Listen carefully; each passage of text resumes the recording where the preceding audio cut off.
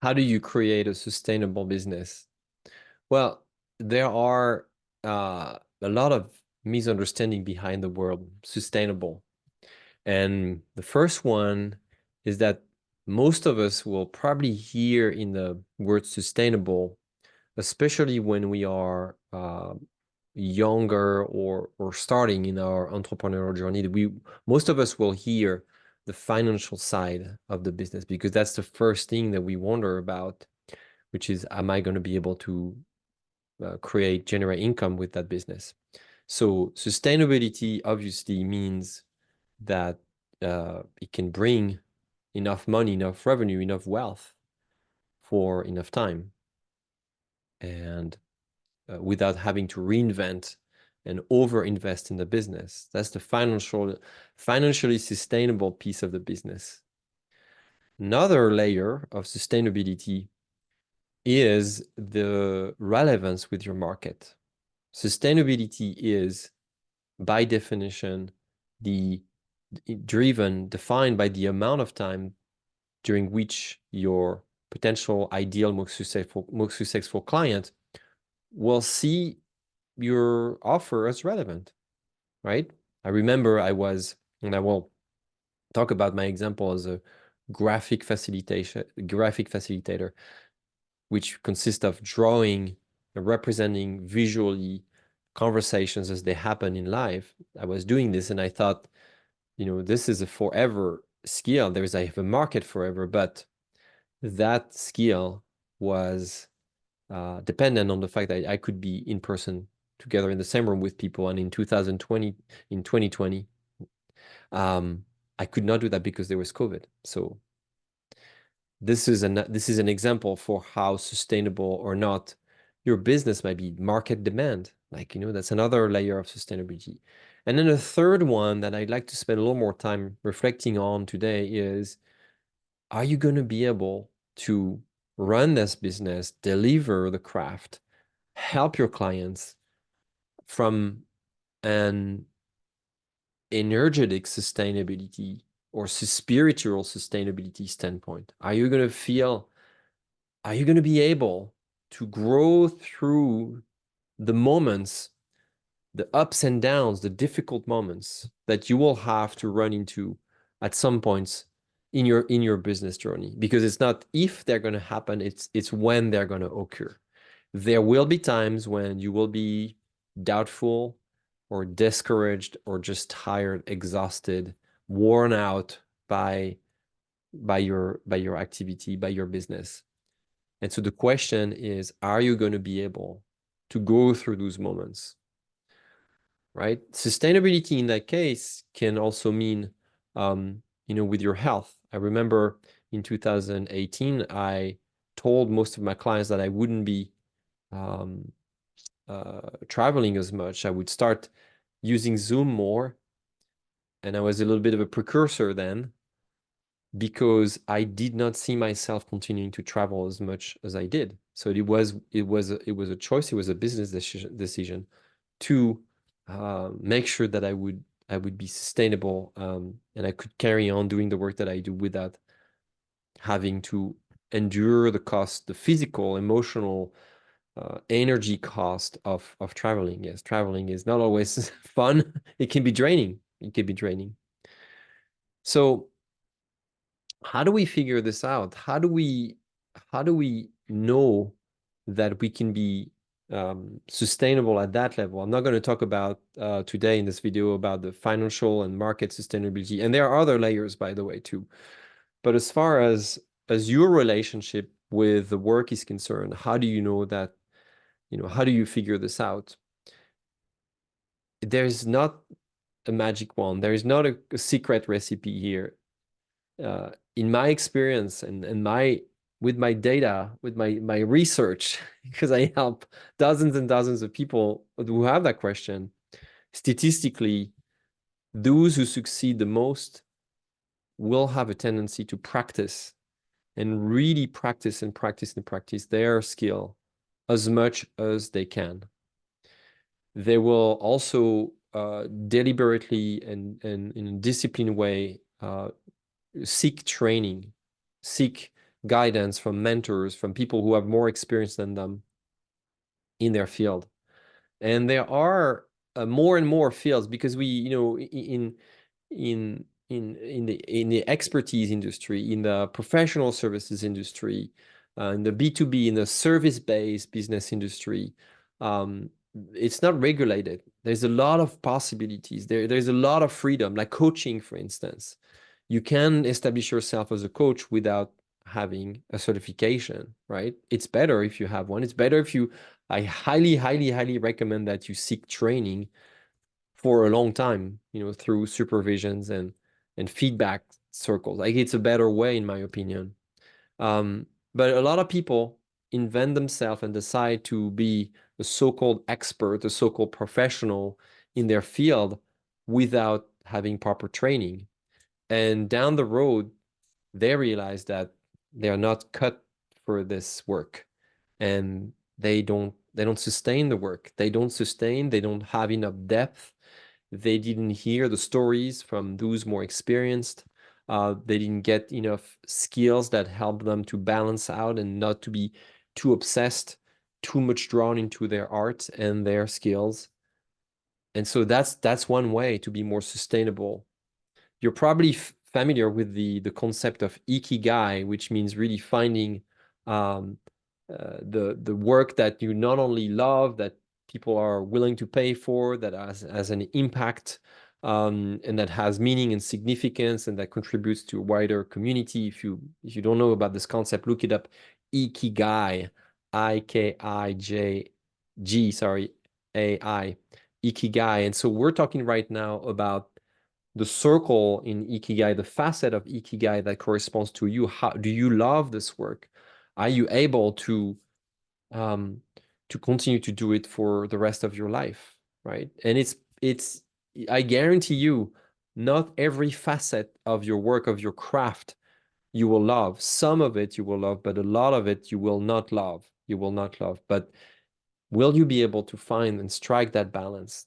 So practicing and practicing, learning and learning, being part of circles of other people and other communities of people who deliver the same craft as you is super, super important as well, because you hear about pitfalls, about stories, about experiences, about solutions as well, to continue to do the work that you do for a very, very long time.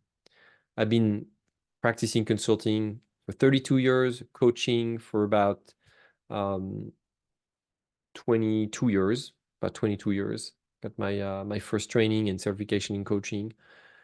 And these practices, this work has evolved a lot over time. And, there's a lot of trends, there's a lot of ideas that come back that flow. The market changes. And what keeps me going is to constantly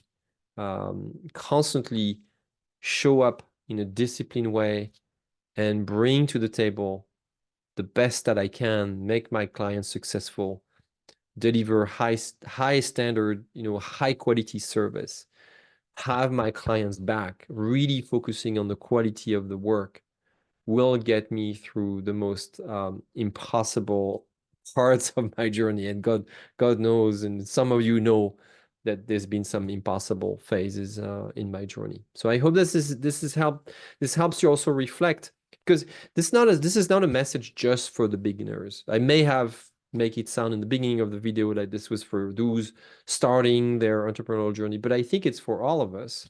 And that includes me too. That includes, you, if you've been doing what you do for many decades, um, you are going to reinvent yourself. There's going to be trends. There's going to be moments in your life, inflection points, where you have to make decisions whether you should continue doing what you're doing or not. And that's not just about financial consideration or market consideration or technical or technological consideration. It's once again in this video, I want to focus essentially, and it really depends on your relationship with your craft. So the more you can reflect on the meaning of your craft, the more you can think that you will find, you will sense, you will sense that the sooner you can sense that it is made for you, that you are truly who you are when you practice your craft, the better it's going to be for you. And that can take a long time. That can take a long time. That's why I'm bringing those tips in front of you today, so that you can get to that sensation, that feeling, as soon as possible. Identity, the identity that you attach to what you do. Say, I am a consultant, the label, I am a coach, I am a graphic facilitator, I am a marketer. I see these days, I am an influencer. These are the titles, right? And these are devices that help other people identify you. They attach an identity to who you are based on comparatives, right? There's this funny thing with the word identity, is that identity is meant in a lot of, our narrative, our social narrative is meant uh, to make you individual, make you unique. My own identity means, I mean, my special thing, like, I'm different. This is my identity. And at the same time, identity is meant to help you be just like everybody else, conform to the norm, be identical, right? So as you're thinking about the relationship with your work, I want to encourage you to watch for the identity trap. Watch the identity trap, because it's not because you just put a label on who you are that you really uh, lean into who you are and who you can be. It's really much more powerful than that. It is really through experimentation and practicing and acting and activating and doing the work now, more than trying to think about all the consequences of doing this work, or all the possibilities, or all the money you can make, or all the tools you could use, or all the people you could meet. It's really a lot more a journey of discovery through being present right here and right now, and doing the work that you want to do with what you have. I'm always, cautious when some people keep repeating to me, or even some of my clients telling me what they want to do. They want to do it. They want to do it. They want to do this. They want to do that. And yet I'm like, okay, great. We'll do it. Well, and I hear, well, I'm not ready yet. Oh, I have to go get this other certification, because otherwise people are not going to believe me, and I'm not going to build trust. Or, oh yeah, I have to save money to get this tool first. And all of these signs for me are signs that the relationship with their craft is not maybe not ready yet, no, not clear yet. It's like they're using all of these reasons as excuses for, to avoid the fear, to avoid the risk of practicing what they should be practicing. So I encourage you to bring down all those hurdles and barriers and lean into the work that you need to do. Again, practice, learn from others, create opportunities to do what you have to do. You have here a photo of me doing graphic facilitation. I don't know if you can see it on video. It's a little small, but again, I was saying, and I want to use this as an example for what I'm sharing with you here.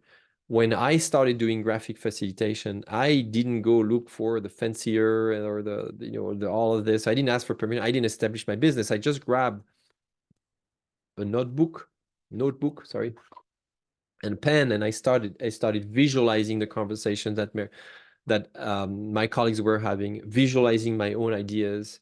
And also I was going to talks and conferences, and I would sit in the audience and start sketching what I was hearing in a visual way. So I was really leaning into that craft to feel like, is the sensation of that I experienced during the moment, the time I practiced this, if that sensation even, does this even align to who I am? Does this make me more joyful? Does this make me more alive? Does this make me more present? Do I get any sort of value? Do I feel like my soul is fed? Do I feel like I'm more energized? I'm more hopeful that it helps me with the next challenge, that it helps me take the next step toward becoming a professional graphic facilitator, like, the person I am on that photo. I was paid for that, that particular drawing was paid, was a paid drawing. All right, so I hope this message helps you. I hope, as always, trigger some positive thoughts, helps you see the possibilities, and give you some concrete actions to do, lean into the work versus trying to overthink whether it's going to be financially sustainable or if the market wants it. You will figure this out next, but I can guarantee you that your work can be highly, financially rewarding, and there can be really, really high demand for this. If your relationship, if you're not loving what you do, if you're not inspired by what you do, if you're not attached to what you do strongly enough that you can get through the challenges of entrepreneurship, your business is not going to be sustainable. The opposite, however, is a lot more true. If you really love what you do, if you really respect what you do because you've taken the time to practice it, to study it, to fail through using the skill, because you will probably fail, sometimes it will not work, just not work, and if you're really clear with this, all of the rest is something you can fix. Everything else is something you can, you will find a solution for. But the personal attachment to your craft, that's a lot harder in my experience. I hope this helps. And I welcome your comments and questions for this video. Thank you so much.